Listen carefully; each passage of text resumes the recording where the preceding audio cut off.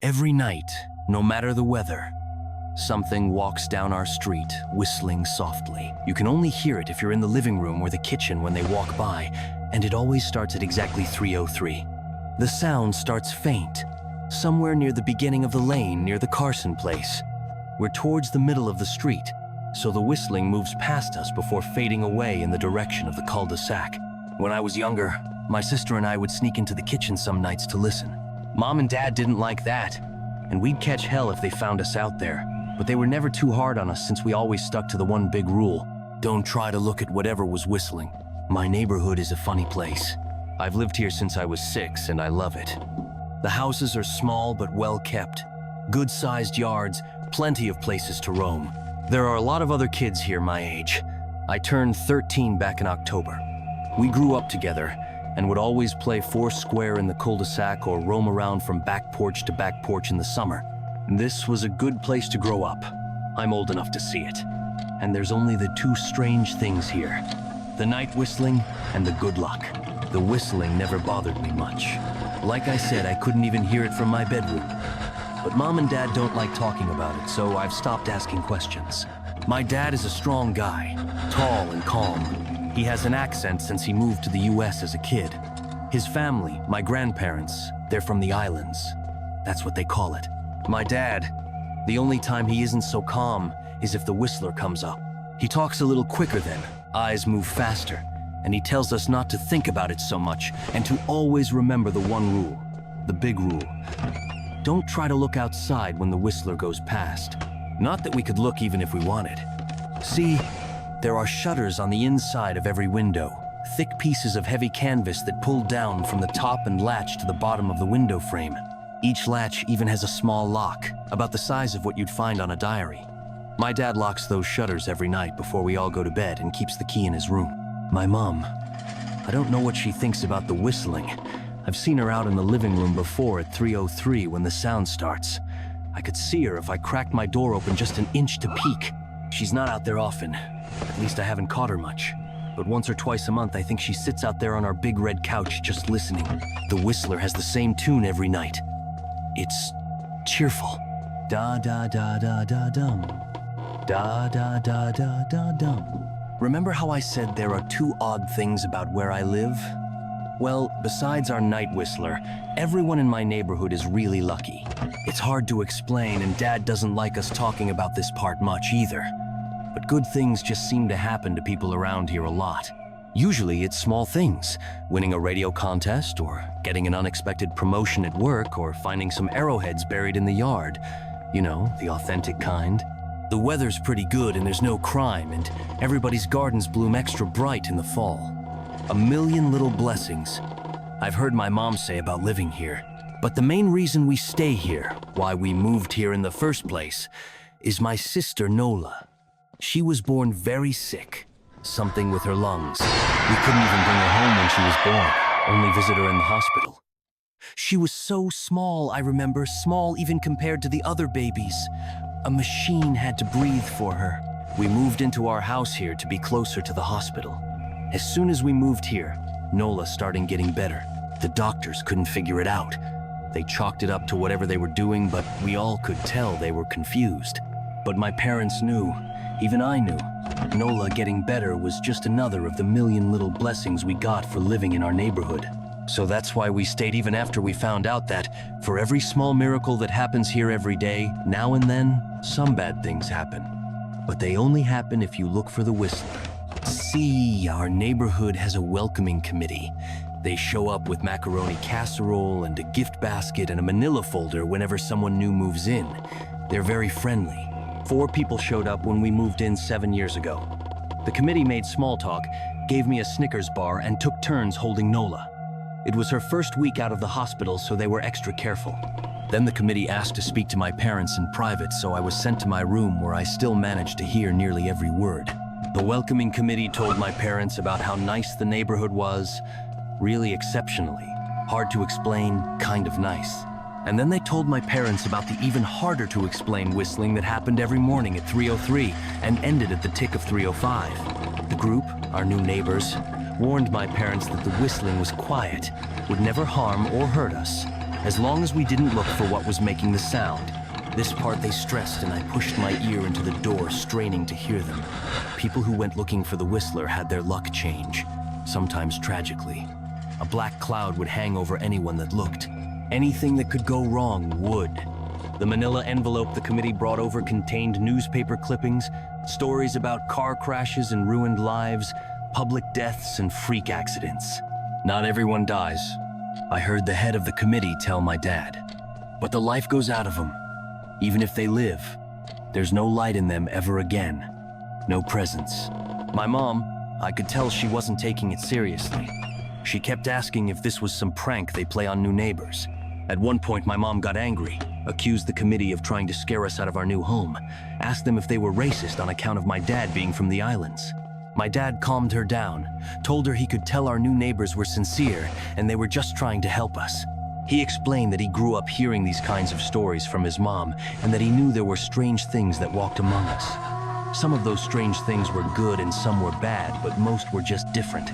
After the committee left, Dad went out to the hardware store, bought the canvas blinds, the latches, and the locks, and installed them on every window in the house after dinner.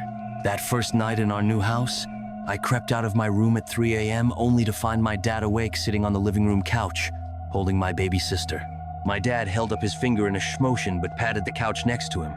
I sat and we waited. At exactly 3:03, we heard the whistling. Da-da-da-da-da-dum. Da-da-da-da-da-dum. It came, and it went, just like our neighbors said. The whistling returns each night, and we never look. And we enjoy our million little blessings every day. Nola breathes on her own, and she's grown into a strong, clever girl. My dad even joined the welcoming committee. We don't get new neighbors often. Why would anyone want to leave? But when a new family moves in, my dad and the committee bring the macaroni casserole, a gift basket, and the manila folder. I can always tell by the look on my dad's face when he comes back if the family took the committee seriously, or if we'd be getting new neighbors again very soon. Not long ago, a family moved in directly next to us. The previous owner, Miss Maddie, passed away at age 105. She'd lived a good, long life. Our new neighbors seemed like they'd fit in just fine. They believed the welcoming committee took my dad's advice about the locking shutters since they had a young child of their own. Whatever newspaper clippings were in that manila envelope, whatever evidence, my dad never let us see.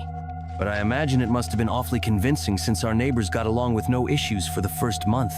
One night, when our new neighbors had to leave town, they sent their son, Holden, to stay with us. He was 12, a year under me in school. I didn't know him well before that night, but as soon as his parents dropped him off after dinner, I could tell it was going to be a bad time. Do you know who was always out there whistling every night? Holden asked the moment the adults left the room. The three of us were sitting in the den, some Disney movie playing idly on the television. My sister and I exchanged a glance. "We don't talk about that," I said. "I think it's that weirdo that lives in the big yellow house on the corner," Holden said. "Mr. Toles?" my sister asked. "No way. He's really nice." Holden shrugged. "Must be a psycho killer then." Nola tensed. "We don't talk about it," I repeated. "Let's go in my room and play Nintendo." We spent the next few hours playing games, eating popcorn, and then watching movies. A typical sleepover, but I could see Holden was getting antsy. After my parents had wished us a good night, locked the blinds, and gone to bed, Holden stood up from his beanbag and walked over to where Nola and I were sitting on my bed. "Have you ever even tried looking?" he asked. "It's nearly time." Like most sleepovers, we conveniently ignored any suggestion of a bedtime. I was shocked to see he was right. It was almost 3 a.m. I sighed. "We don't. See, I can't even try to look because my dad locks the blinds every night and hides the key," he continued, ignoring me. "So does our dad," said Nola. "No," replied Holden. "No, he doesn't. You saw him do it," I said, a little sharper than I meant to sound. Holden grinned. "Your dad locks the blinds." "Yeah, but he doesn't hide the key. He keeps it right on his normal keychain."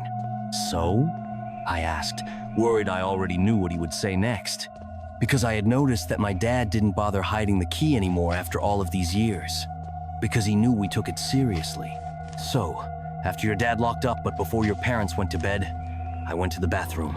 And on my way, I may have peeked into their room, and I may have seen your dad's keychain on his nightstand, and I maybe went and borrowed the key to blinds. Nola and I stared, and his grin only grew wider. "You're lying," I said. Holden shrugged. "You can check if you want. Just open your parents' door and look. You'll see his keychain right there on the nightstand. Stay here," I told both of them. "Don't move a muscle." I hurried over to my parents' room but hesitated at the door. If Holden wasn't lying, my dad would be angry. Beyond angry. I was scared thinking about it, but more scared of an open window with the whistler right outside. I opened the door, barely an inch, and looked in, but it was too dark to see.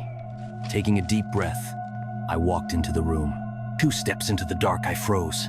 The whistling started, and I could hear it clearly, from my parents' room. I never realized, but they must have heard the sound every night since we moved into the house. They never told us. I don't think I could have slept through it. I stood there, listening to the whistling come closer, unsure whether I should turn on a light or call out for my dad. Soft sounds from the living room brought me back to reality. "Nola," I yelled, running out of my parents' room. Holden and Nola were standing near the front door next to a window. Holden wasn't lying. I could see him fumbling with the lock on one of the blinds. I heard a click. He did have the key. Holden let out a quick laugh. Nola stood next to him, hunched up, afraid but maybe curious. The whistling was right outside our house now. I think I made a sound, called out. I can't remember. Time felt frozen, clock hands nailed to the face. But I found myself moving. I'm not fast, I've never been athletic. Somehow, though, I covered the space between myself and Nola in a moment. My eyes were locked on her, but I heard Holden pull the blind all the way down so it could release. I heard the snap of it start to raise, and I heard the whistling just on the other side of the window. But I had my arms around Nola, and I turned us so she was facing away from the window. At the same time, I jammed my eyes shut. The blind whipped open. The whistling stopped. I felt Nola shaking in my arms. "Don't look, okay?" I told her. "Don't turn around." We were positioned so that she was facing back towards the hallway and I was facing the window. My eyes were still closed. I felt her nod into my shoulder. I reached out with the arm not holding Nola and tried to touch Holden. My hand brushed against his arm. He was shaking worse than Nola. "Holden?" I asked. Silence. I reached past him and gingerly felt for the window, eyes still sealed shut. The glass was cold against my fingertips. Colder than it should have been for the time of year. I moved my hand up the window, searching for the string to the blind. The glass began to get warmer the further I reached, and there was a gentle hum feeding back into my fingertips. I tried not to think about what might be on the other side of the window. Finally, I touched the string and yanked the blinds shut. I opened my eyes. In the dim light leaking out from the kitchen, I could make out Holden, pale and small, staring at the now closed window. "Holden?" I asked again. He turned towards me and he screamed. Everything became a flurry of motion. Lights sparked to life in the hall, then the living room.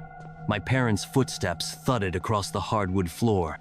I didn't turn to look back at them. My eyes were glued to Holden. He was pale, had bit his lip so hard there was a thin red line of blood running down his chin and he'd wet himself. "What happened?" my dad asked from behind me. I managed to swivel away from Holden and look back. He looked. I'd never seen my dad scared before, but I saw it that night, in that moment, an old, ugly terror stitched on his face, a parent's fear. "Just Holden?" he mouthed to me. I nodded yes. My dad let out a breath. He looked so relieved I nearly expected him to cheer. But then he turned to Holden and my dad's face changed. I wondered if he felt bad for feeling good that Holden was the only one that looked. There was a knock at the door. We all froze. Holden whimpered. "Don't answer it," my mom said. She stood at the threshold of the hall. I'd always thought she was a skeptic, and just humored my dad about the windows and the whistler, but that night we were all believers. I noticed that both of my parents held baseball bats they must have taken from their bedroom. The knock came again, a little louder this time. "Please don't open the door," Holden whispered. My dad walked over to him, hugged him close. "We won't," my dad promised, still holding his bat. "Nothing is coming in here tonight." Thud, thud, thud. This time, the knocking was loud enough to rattle the door.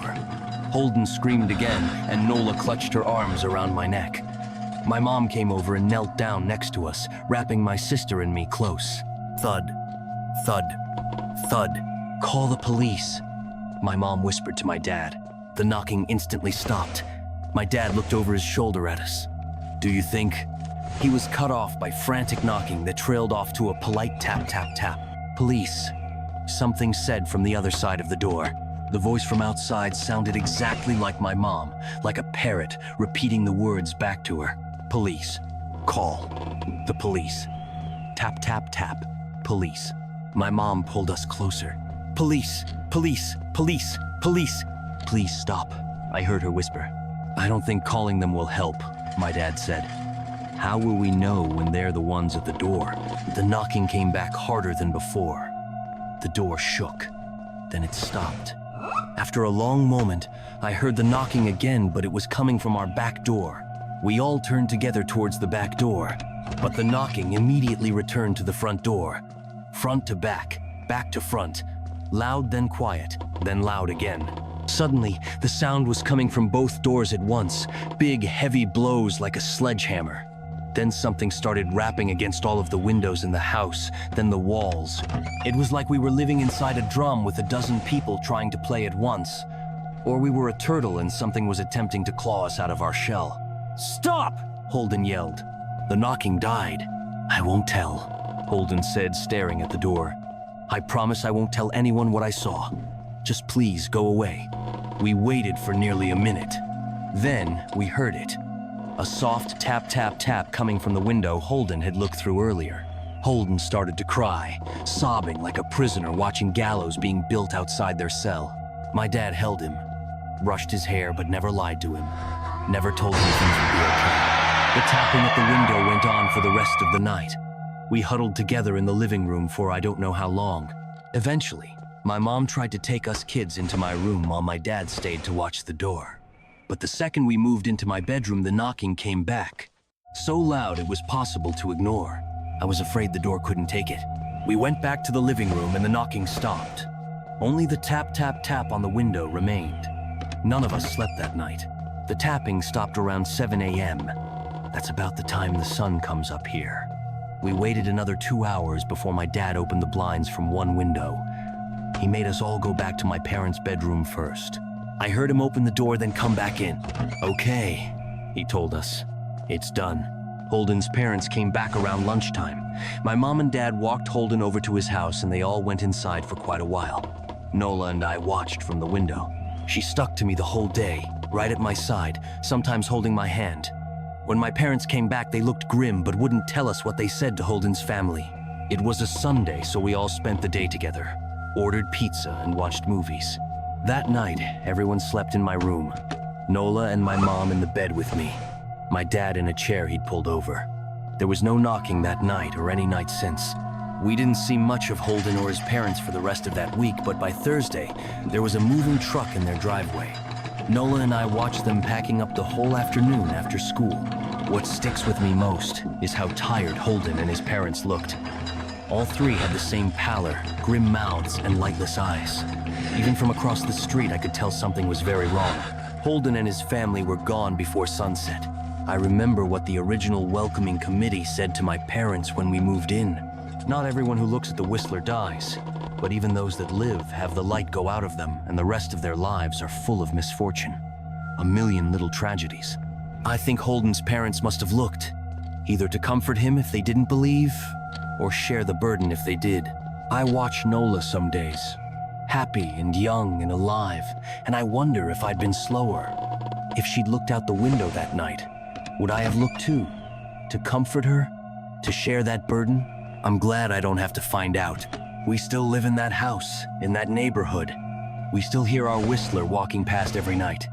The blessings, the luck, the good things here are too good to leave. But we're careful.